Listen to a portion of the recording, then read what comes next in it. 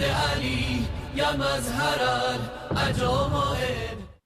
أعوذ بالله من الشيطان الرجيم بسم الله الرحمن الرحيم الحمد لله رب العالمين وصلى الله على سيدنا مولانا حبيب الله العالمين أبو القاسم المصطفى محمد وعلى آل بيته الطيبين الطاهرين المعصومين والمظلومين. اللهم إني أسألك بحق فاطمة أبيها بعلي أبنيها والسر المستعوذه فيها أن تصلي على محمد وعلى محمد وأجل فرجهم.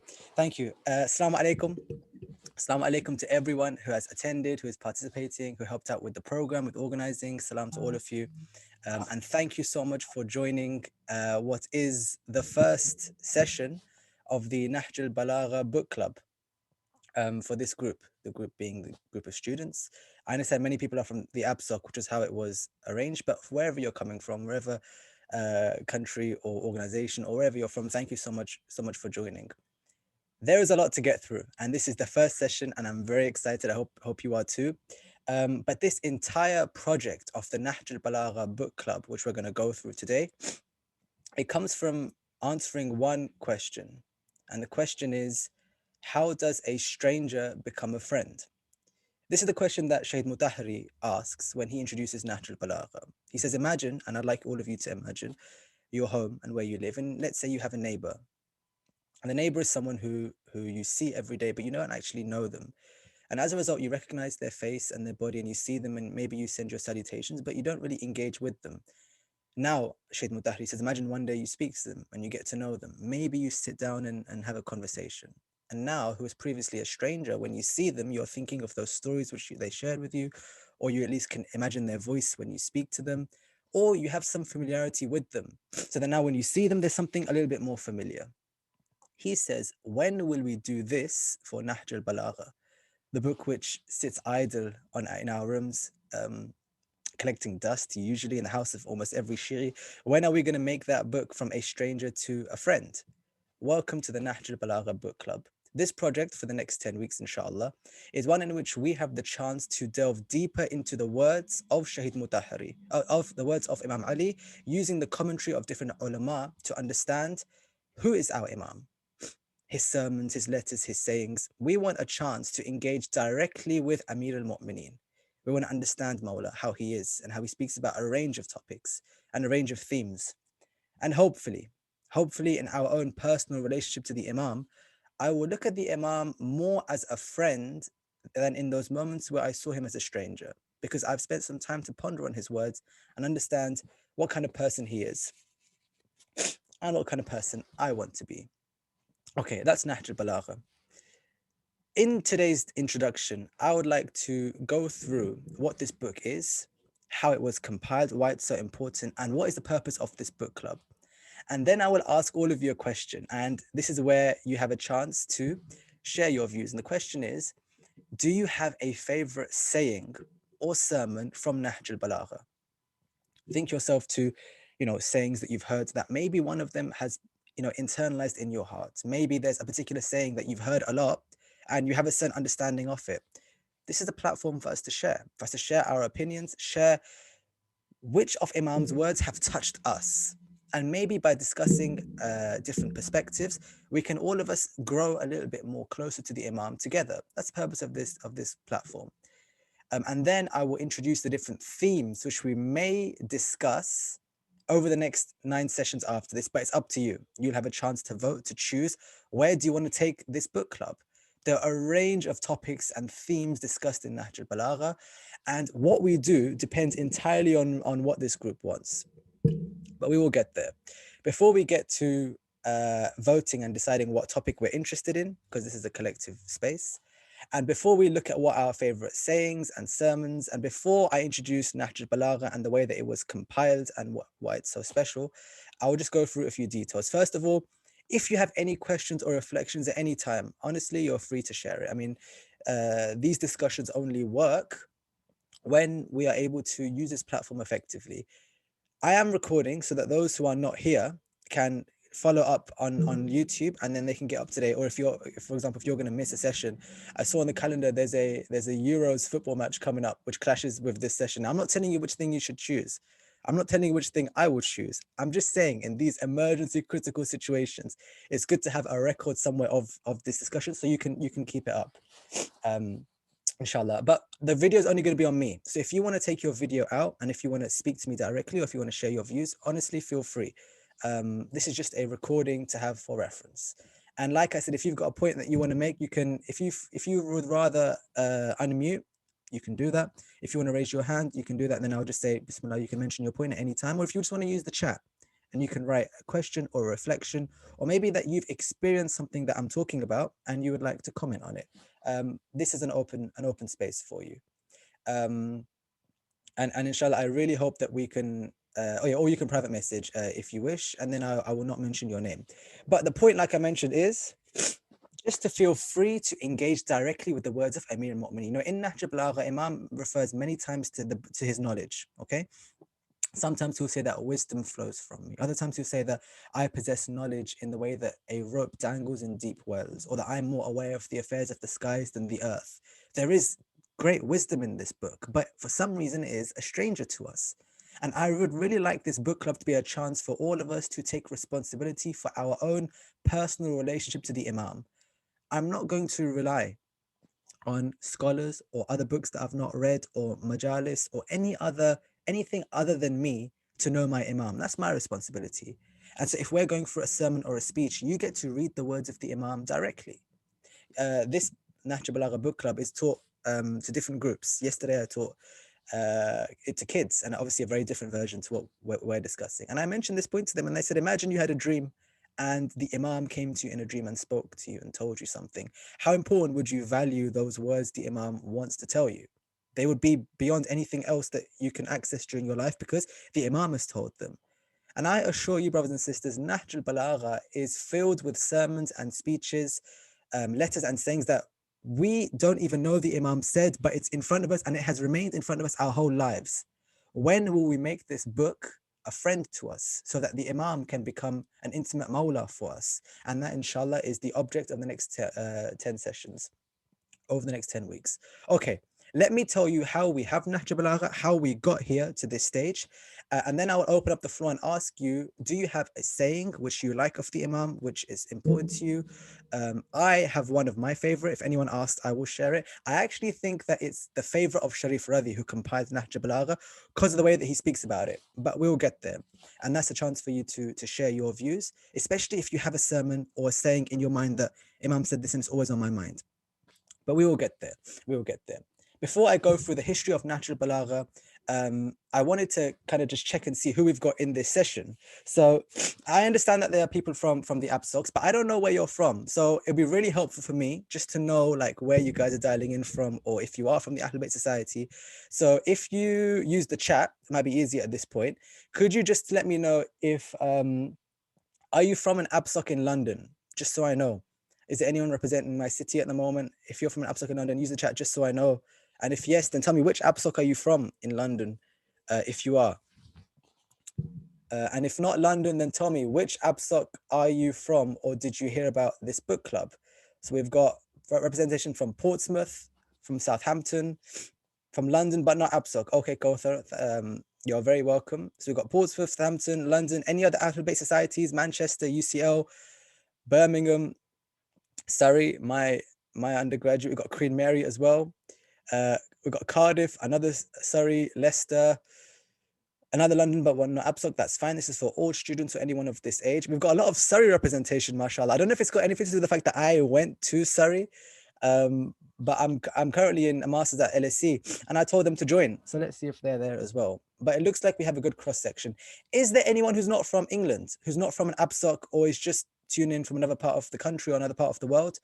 Do you have anyone like that? Because I remember seeing in the sign-ups, there were some people from different parts of the world. Have we got anyone there? Or are we good?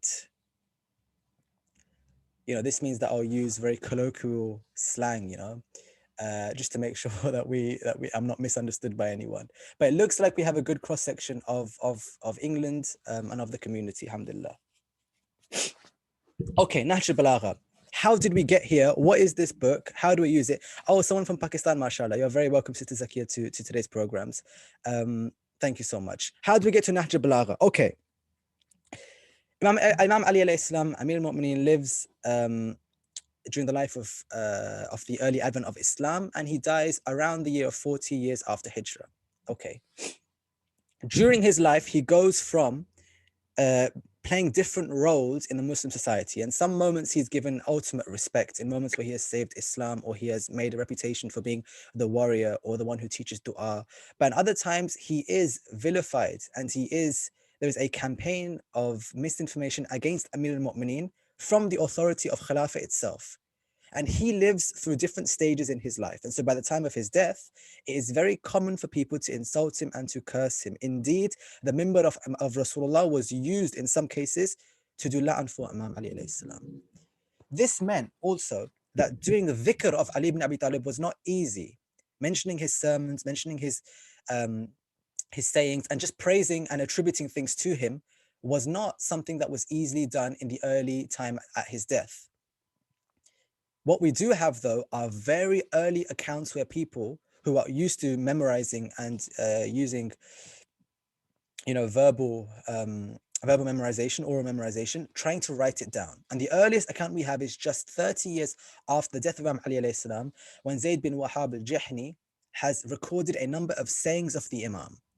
And then gradually we start seeing more examples in early history where some sayings and sermons are narrated. But right now we're still at the first century of the death of Imam Ali alayhi salam. So Abu Mikhnaf, for example, who is famous for writing the earliest maqtal that we have for Imam al-Hussein, he has a few sermons that he has collected as well. And we also have Abdul Hamid, the last Khalifa of Banu Umayyah, also says that I memorized 70 sermons myself of Ali ibn Abi Talib. And he's obviously from Banu Umayyah, so you can imagine what that means. But like I said, it was not easy early to have a book like Nahj al-Balagha in that time. And so what we saw was the words of Imam Ali alayhi salam existing in different places. For example, calligraphy. We have accounts from now we're coming to the 2nd century, of accounts of calligraphy of the sayings of the Imam disguised and kept in Islamic architecture. Abdul Hamid bin Yahya is one of the famous proponents of this method. And then we start seeing people who are collecting the sermons of Imam Ali alayhi salam together. Ibn Muqaffa is one example of the early accounts that we have. And in some of the Fihrist is a contents, a bibliography of the early scholars, we see a few names coming up. This means that as we come to the 3rd and 4th century, there are now larger books which do contain the words of Ali ibn Abi Talib as collections. Okay, some names which come into Al-Bayan wa Tabyan, a famous book by Al-Jahiz, a scholar who even says that one saying of Ali ibn Abi Talib, the saying was that the value of a person's knowledge is his worth. He says, I could not find a greater saying after Quran than this one saying. And then other books developed in the early age. Ayun al-Akhbar comes from this time as well. Tarikh Yaqub, who the same famous historian, who's quoted nowadays for hadith. His historical record is made. And we start seeing Kitab al-Mubarrad and Akhbar al-Ta'wal, 2 books which are from very early scholars. What this means then is as we come to the 4th century, we now have the heavyweights of this history who now have resources to collect larger works which contain and rely on the words of Ali ibn Abi Talib. Now we start seeing Tarikh al-Tabari, we start seeing Tuhfat al-Aqul, we start seeing Kitab al-Kafi of Sheikh al-Kulayni, and we start seeing what we think is the first book which was intended to only collect the words of Ali ibn Abi Talib. Before, it existed in papers here and there of Ibn Muqaffaf and others, but now we have a version similar to Nahj al-Balagha, and that is by Ibn Mas'ud. Ibn Mas'ud has a book called Murju' al-Dhahab, and in it he compiles some sayings and letters.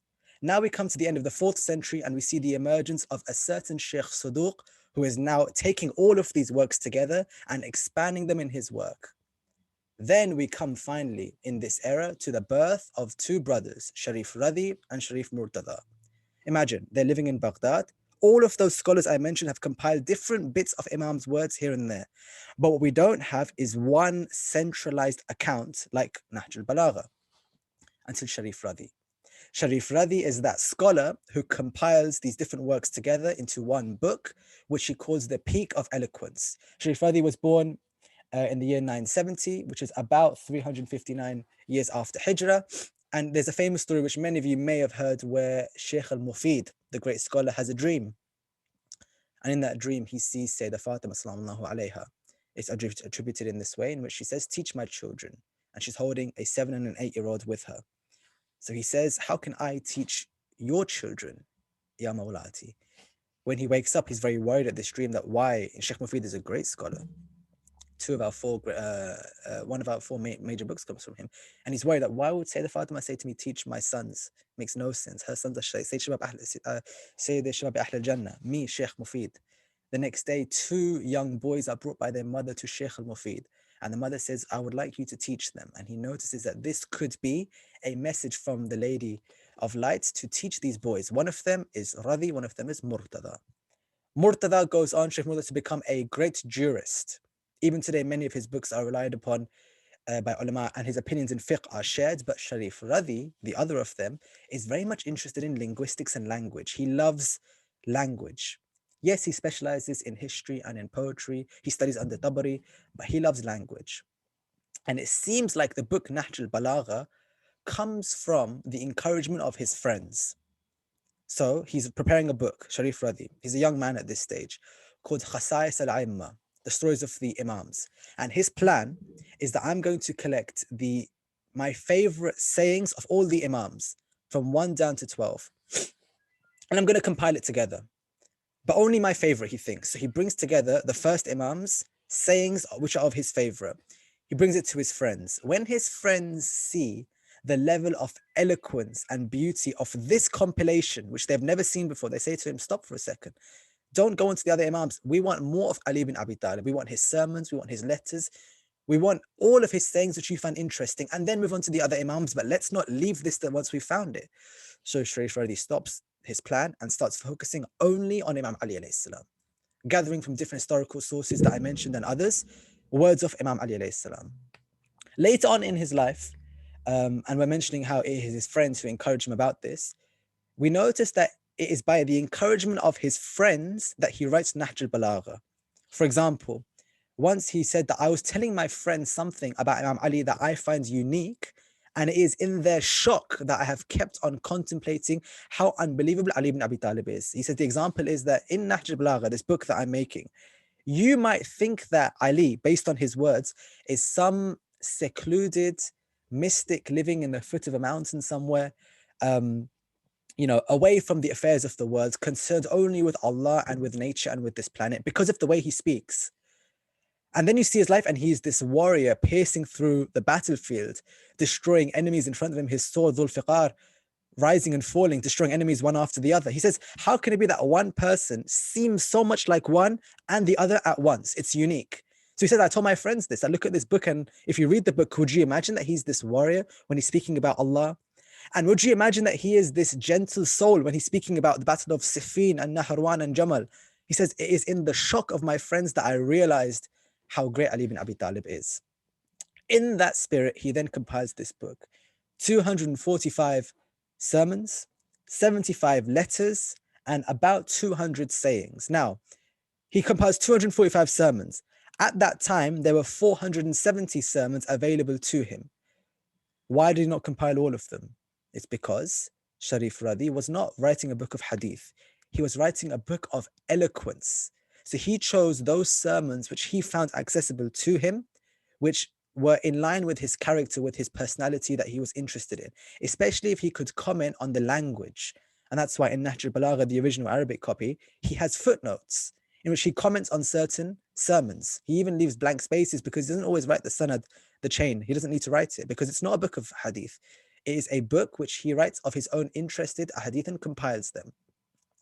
He has about 200 sayings. Right after he passes away, another scholar called Sheikh al-Amadi has a book called Ghurur al-Hikam, which many of you may know.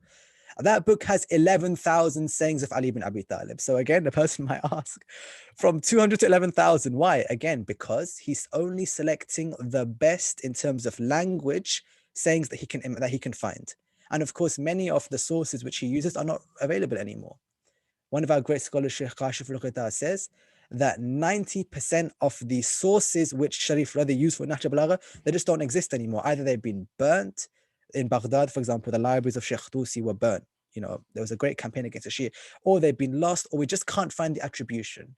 And many ulama today are trying to find the sources for different parts of Nahj al-Balagha. And in our discussions, you will find that there are some sermons where I will say to you that this scholar said it's not authentic. He says that. And it's normal and it's natural. But after Quran, we, the Shi'i, don't have a more collectively authentic and important book like Nahj al-Balagha. It stands alongside Sahih al-Sajjadiyya as one of our most important sources of the words of the Imams. It is that special. And it is relevant today for all of our lives. There are so many issues we're facing, which Imam has spoken about, and many non-Muslims are engaging with this book. There is a long discussion right now between academics and Orientalists in the West about, is this book authentic? What can we learn from it? There was a conference on Nahj al-Balagha, I think about 5 or 10 years ago, in which many academics attended and commented on it from their perspective. If you want more details about what that debate is, I'll be doing a session on Clubhouse, inshallah, on Thursday. If you're on Clubhouse, you can see that we're discussing some of the more debates that came from Nahj al-Balagha. But it's enough to know that this book is alive amongst non-Muslims and Muslims. And we often hear a lot of ta'rif and praise about how great the book is. But now is a chance for us to dive ourselves into this book, to learn about the words of the Imam, how Imam speaks, how he addresses himself, and what does he want from us? Because at the end of the 9 weeks, if inshallah you're still with me by the end, I really pray that we find use in it. I would like all of us to take something from this book that we just didn't pay attention to before. Tuesday nights is an hour in which I dedicate just to Nahj al-Balagha. And maybe I do reading during the week, but this is my time to know my Imam. And I hope that we value the history that's gone into compiling this book. Okay, I have more to say, but I will pause for a second and ask, are there any questions? Are there any reflections? Does anyone have anything that they would like to share about Nahj al-Balagha? Anything you want to ask for me to clarify before we move on? Also, I want to have a cup of tea, so someone please say something if you have any thoughts. You can use the mic.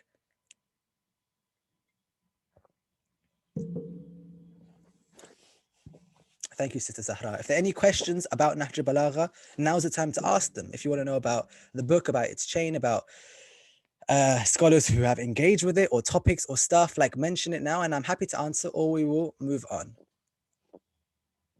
Everything is clear. Thank you so much for the feedback, Sister Najma. Okay, sayings. What are our favorite sayings from Nahj al-Balagha? Maybe there is, you're very welcome, sister. Maybe there's certain sayings that you like, or there's a certain sermon you have heard on Mimbar of Imam al-Hussein, or maybe, you know, you remember a saying that sticks to your heart. Maybe it's not from Nahj al-Balagha, but it's from the Imam. Are there any sayings which you like from the Imam? Please share if you have one. You can use the chat, you can unmute. Thank you, Brother Pajwak. And you can comment yourself. So who's got a favorite saying from Nahj al-Balagha?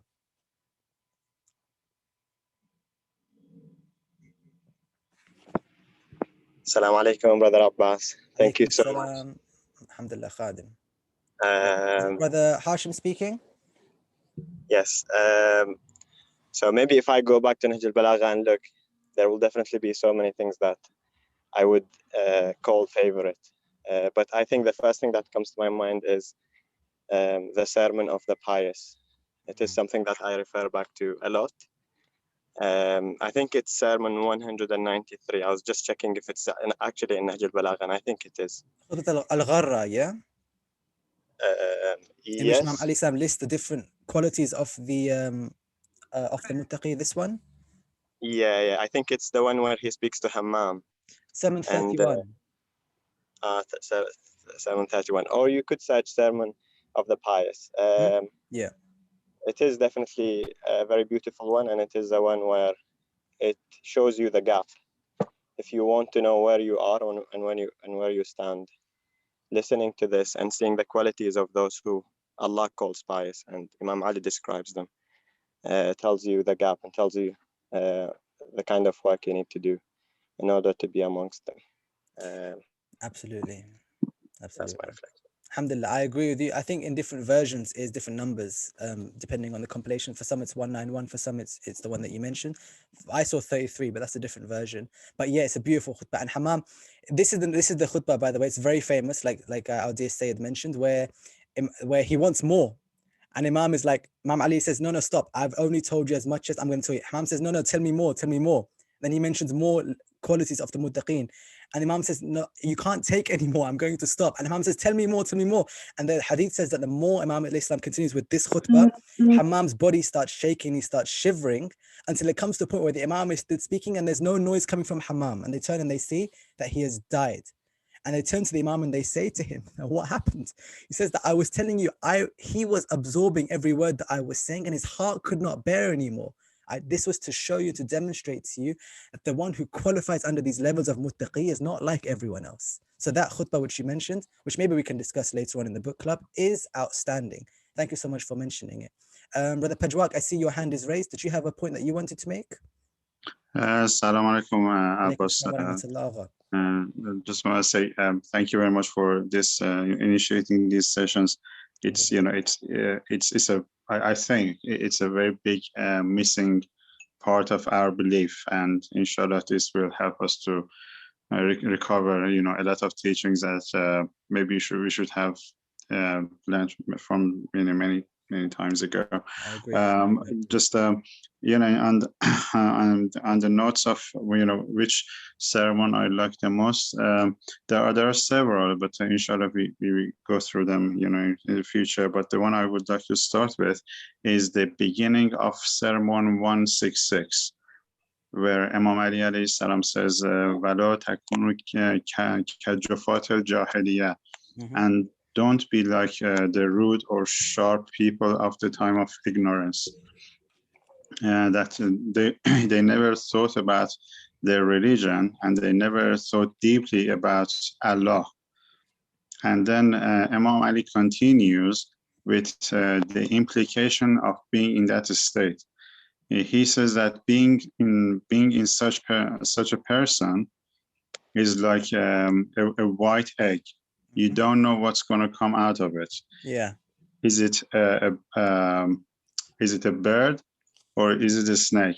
The way it's written in Arabic doesn't have the word snake or bird.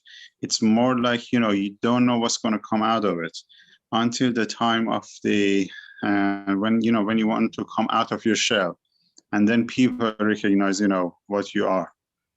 So I think this was a very essential point that unfortunately is missing from maybe our, I don't want to say, okay, generally speaking, maybe upbringing, that we don't think about what we believe in, and how it should affect our life. How we react when we are angry, how we react when we are when something goes against our taste or our habits or our culture, heritage. Maybe if these things were taught to our generation or the previous generation, we would have been in a much better place. To me, basically, this is one of the very valuable sermons. Thank you very much. Thank you, Agha. Thank you so much for mentioning this one. And I agree. Also, we don't even speak like in that way. And when we speak about religion and Allah, we often use these cliches. But imagine if someone spoken like, how do you feel about Allah? Or how do you feel about deen or religion or anything? And they spoke in this language, it's so much more impactful. So like you mentioned, I hope that when we are like discussing, we can use this language. So thank you, brother. Thank you so much. No, you're welcome. Alhamdulillah. A great contribution. If anyone else wants to add one, you can raise your hand or you can unmute, and I will just have to like react that you've unmuted without raising your hand. But there are some questions in the chat. There's one from Brother Fidak. Now, Brother Fidak, I know you, so I would like you to ask this question on the mic. I will not allow you, someone who I have grown up seeing grow up, just to write like that. So Fidak, you have to write it in. You have to mention it on the mic. Assalamu alaikum. Alaikum salam. Long time, man. Long time. What is your question, Brother Fidak? Okay. My question was, when the Nahjal was published, what was the response from the enemies of the Ahlulbayt? Was there any outrage? Was everyone accepting of it? What was the general response of the people at the time? A very good question. So Nahj al-Balagha was actually finished at about 400 years after Hijrah at that age. And we don't have a single recorded challenge of it until 150 years later by Ibn Khalliqan. So in that time, like no one, even Sunnis have accepted the eloquence of the book. Because in Baghdad, by the way, there were so many Sunnis and Sufis and other approaches that they all embraced it as a work of literature. But then you have Ibn Khalliqan. Ibn Khalliqan looks at the book first. He says that this wasn't Sharif Radi who wrote it. He confuses the footnotes and says Sharif Radi, either he wrote all of it or he didn't write it at all, but there's something wrong with the compilation. Then he says, no, it was Sharif Murtada who wrote it. Dhahabi, after who comes, says the same thing. So they argue on this point. But what actually comes up is they dislike khutbah shaqshaqiyya. This is a very famous sermon in which the Imam speaks about his aqidah and opposes quite openly the khulafa who he says have robed themselves in the clothing of khilafah. Feel like you know shaqshaqiyya, yeah? Yeah, of course. We always hear it on the minbar because it's such a powerful resource for proving wilaya. So they argue against Nahj al-Balagha because they don't like these sections. In fact, when Shaykh Mutahhari's book, Glimpses of Nahj al-Balagha, was published from Farsi to English, they didn't even translate the whole section on Khilafah because they were worried that people would have disunity using the words of the Imam. But the Imam spoke openly and publicly and with knowledge of his audience. We trust the Imam to speak in measured language. And that khutbah, by the way, has a very lengthy chain. In fact, there is Ayatollah Amini, the writer of Ghadir, the long, a very lengthy, voluminous collection of proofs of imamat, has 28 different sources for shaqshaqiyya. So it's not just one.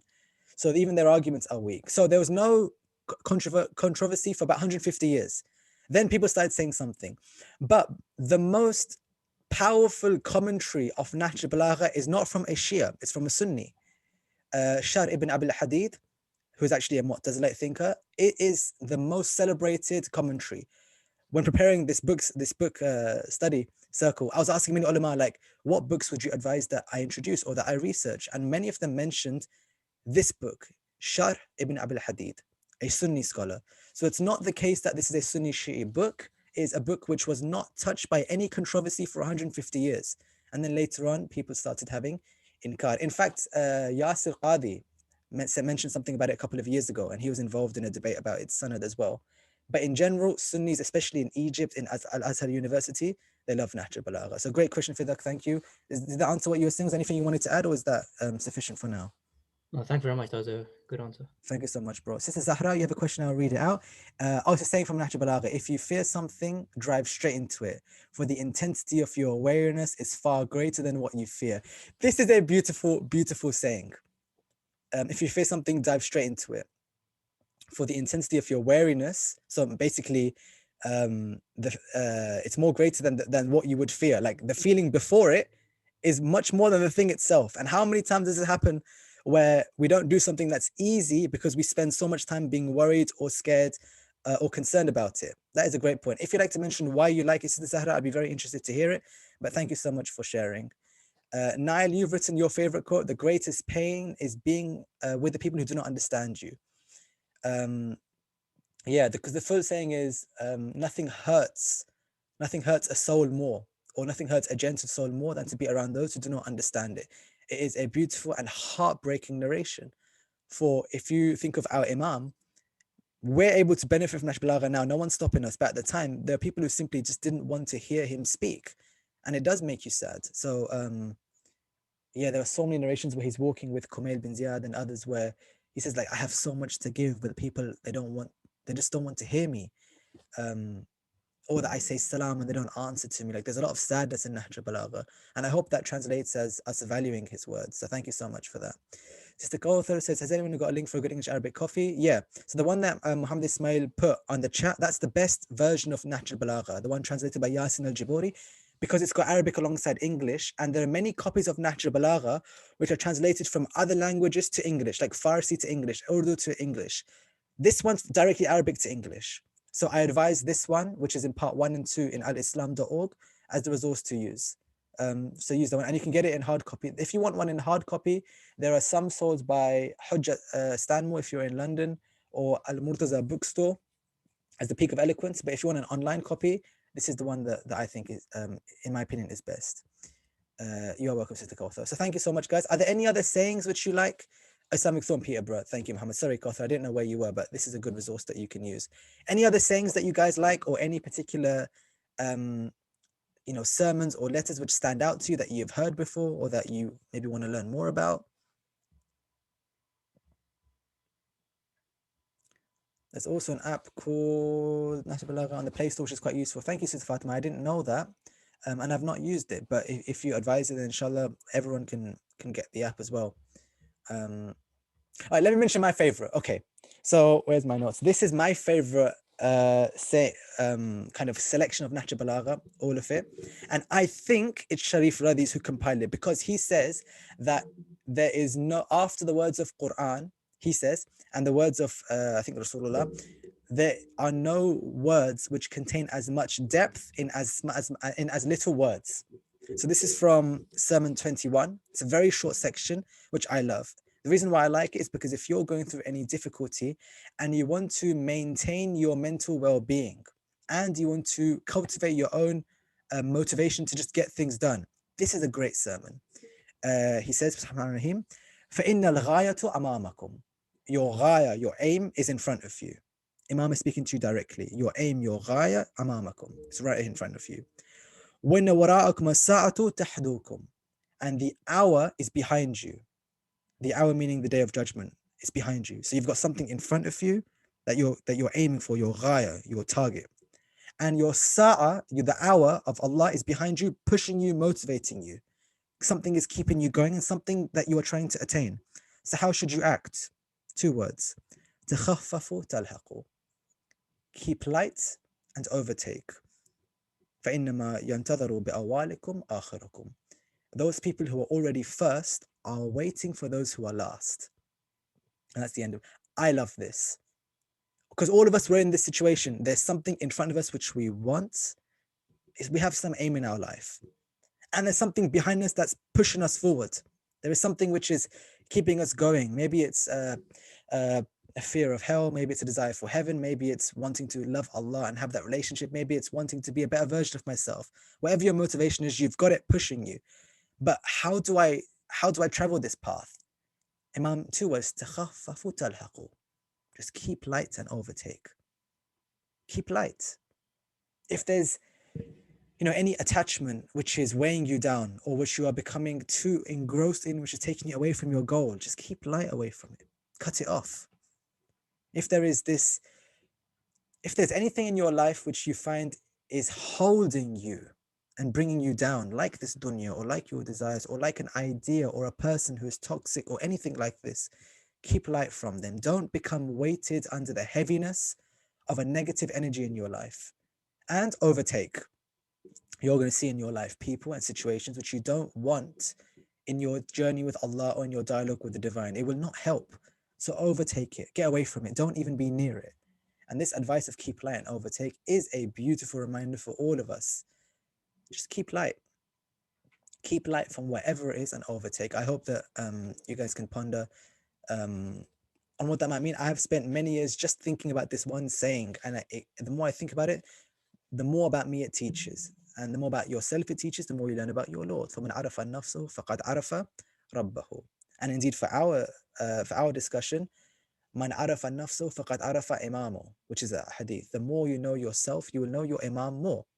So I really hope that all of you will take that on board. Okay, right. If you have any comments or thoughts, please share them now. How are we doing going forward? Here's what I propose. If you are still with me, and if you are thinking to yourself that I want something from this book club, and inshallah, we have a space to offer it, here's what I propose.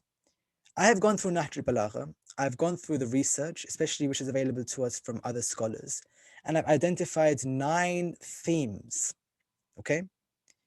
And we are going to pick a theme from these 9, and we're going to dive straight into it. We're going to unpack it. We're going to get as much as we can. The themes are mentioned on the side. Let me go through each one very quickly so you know what the value of them.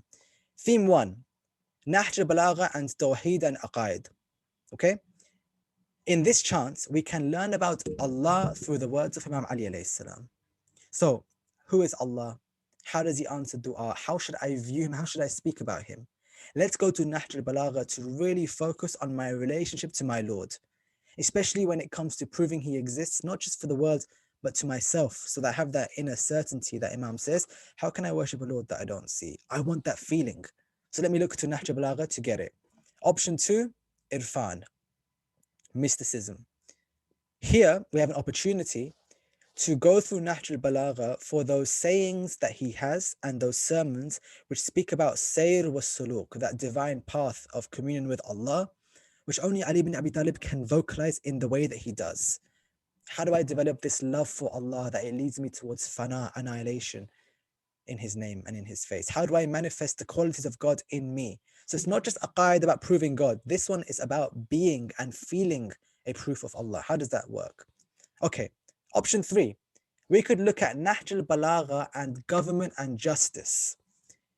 Here we're looking at adl, but we're looking at politics. Okay, take care, Sister Najma, inshallah. We'll see you next week.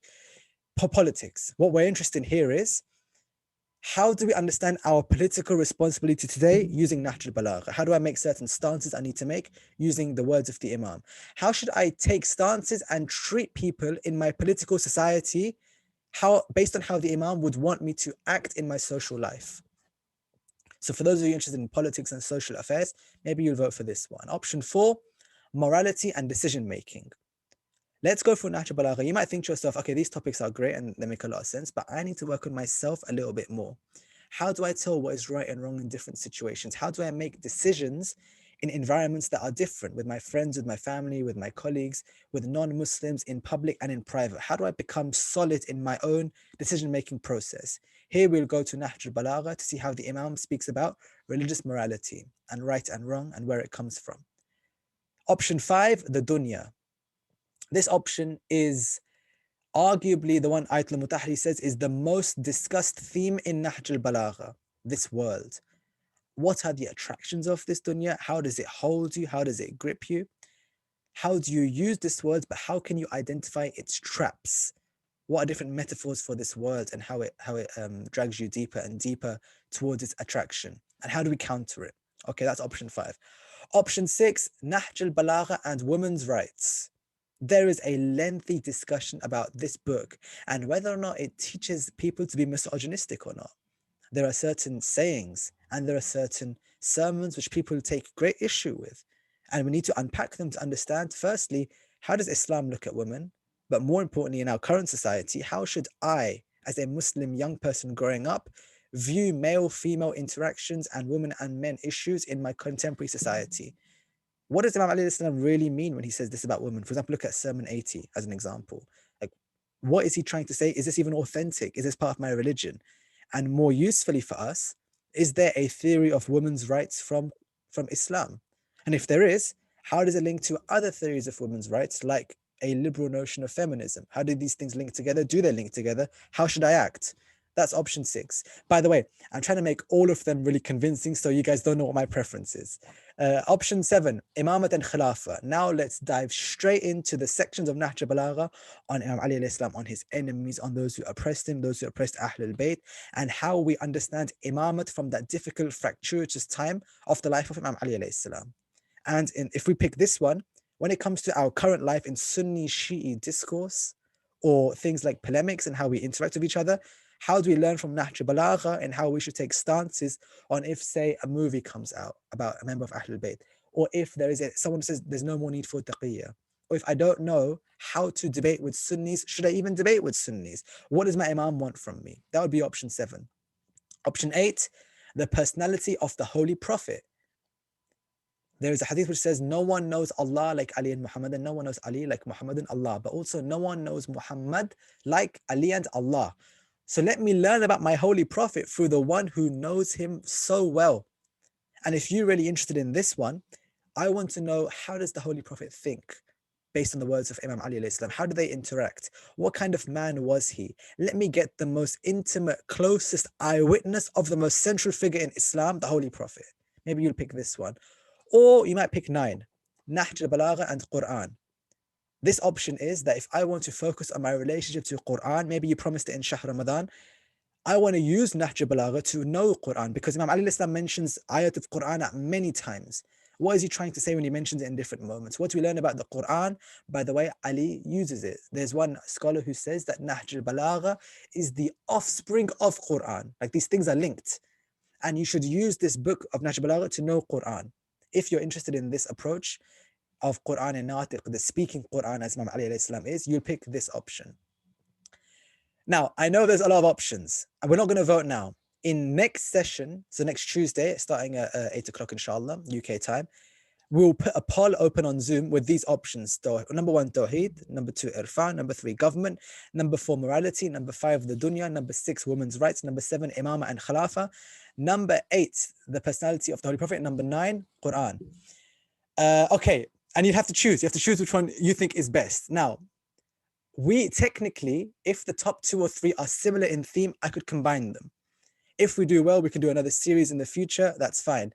I would like to stop and say, is there anyone who feels very strongly about one of them or 2 of them, and you want to influence your peers? Now is the time to mention it, so that when we go away and think, we have an idea of what we want to vote for. Is there anyone who wants to take a stand and try and influence and say, I think we should do this one? Who's got any ideas? And no, we can't do all of them. If we're going to go depth, we can't have variety. We have to focus on something. Who's got an idea?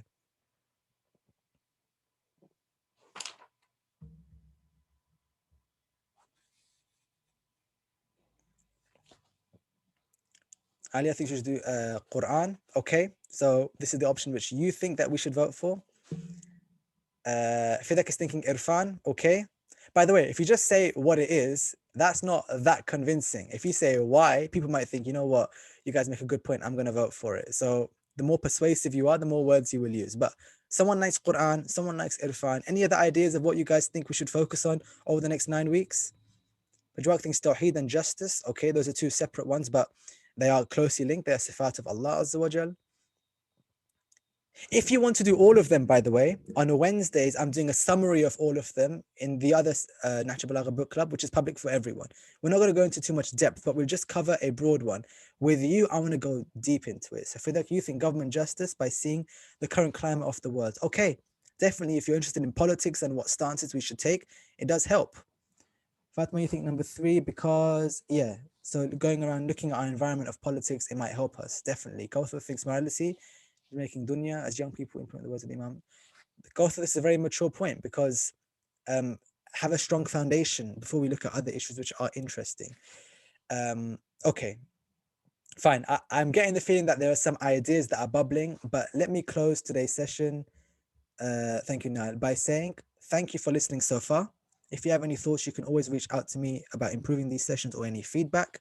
And just to finally say, if you are with us in this project of the Nahj al-Balagha book club, I would love for you to keep coming every week and do the reading and build on these ideas.